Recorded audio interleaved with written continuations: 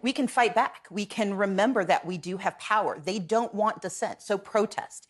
They want us to forget that before we had power, we had each other. But also tell the truth. Do not let the propaganda win. Too often they tell a lie. They will tell a lie so often it sounds like the truth. We say the truth one time, and when people don't applaud, we stop talking. We've got to keep telling the truth, not only to push back against them, but to remind us that we are entitled to the truth. We have to believe that freedom of assembly means it's more than just going to protest. It's the ability to be friends with people who aren't like you. And we have to stop believing that we are in this alone. The most effective thing they do is isolate us. They convince us that you and I don't have any common cause, and we certainly don't have common cause with someone who has a different history than we do. When we hold to our truth, when we actually believe in ourselves and our people, when we believe in democracy as something that must deliver, that's when we start to fight back. And that's when they lose, because they win when we are too numb or too afraid to act. All right.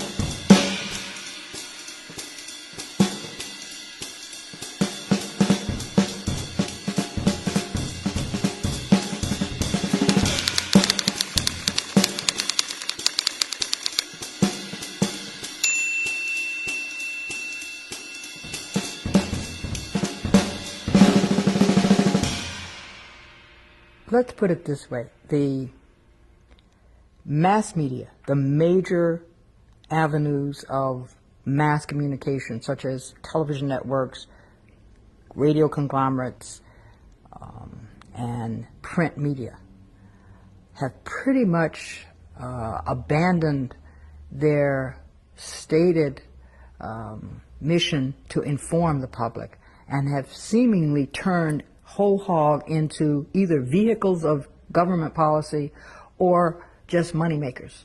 So they have very little informational role. News shows are advertising. Sports shows are advertising. Radio shows are advertising. It's all about buying something or selling something. And usually the information isn't even accurate. In the 60s, during the Vietnam War, the news media were actually purveyors of very disturbing information. The news media, in particular the television, because television was fairly new in the 60s, and color news was really new. So people would rush home in the 60s and go watch the demonstration they went to on the news. And the people who didn't go to the demonstration would learn about the demonstration, learn about the issues in the demonstration from the news. People who were hearing about the Vietnam War would find about how horrible it was from cameramen and reporters who were in the war, who were correspondents right there, who brought the news home, and it was catalyzing. It was extraordinary.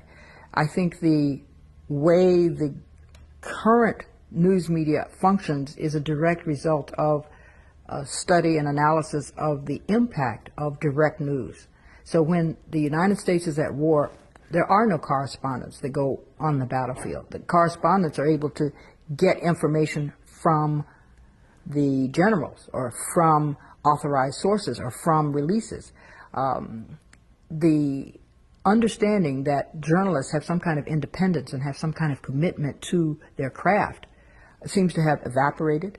Journalists are taught to obey and report what's good for them, and if not, you're out. So I'm appalled at the lack of information, the lack of courage, and the lack of integrity among journalists and television reporters at this point. It's just really repulsive.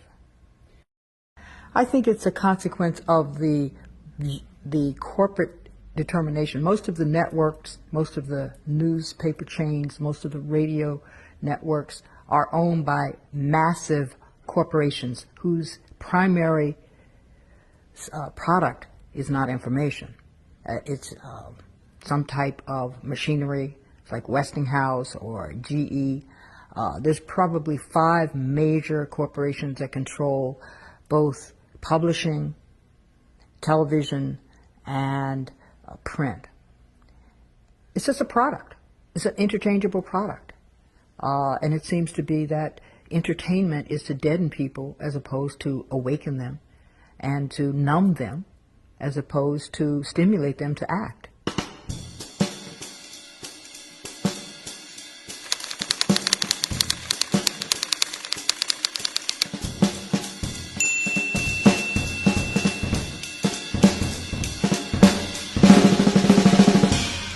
The level of death, the level of infant mortality, the level of unemployment, and in particularly the level of imprisonment, the numbers of young black and Latino men, poor men and women who are taken off at a young age into some juvenile facility, given a record, and then end up later on in prison, the numbers of broken families. It's very hard for me to say that that's not a crisis.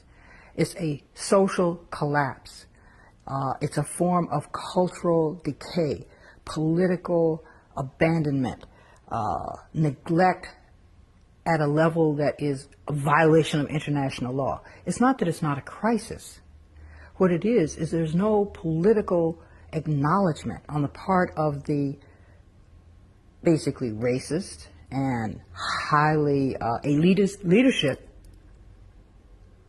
to recognize that it's a crisis. Instead of saying the welfare system doesn't work, what can we put in its place, there's an effort saying the welfare system doesn't work, let's get rid of it. Let's have even more unemployment. Let's have even more people out of work. Let's force people to take these low-paying minimum wage jobs so that our profits can skyrocket. No, I think that people have gotten inured to crisis. I've had a student come to me and say, oh yes, hasn't it always been this way with lots of homeless people? I said, no. When I was growing up, no one was homeless.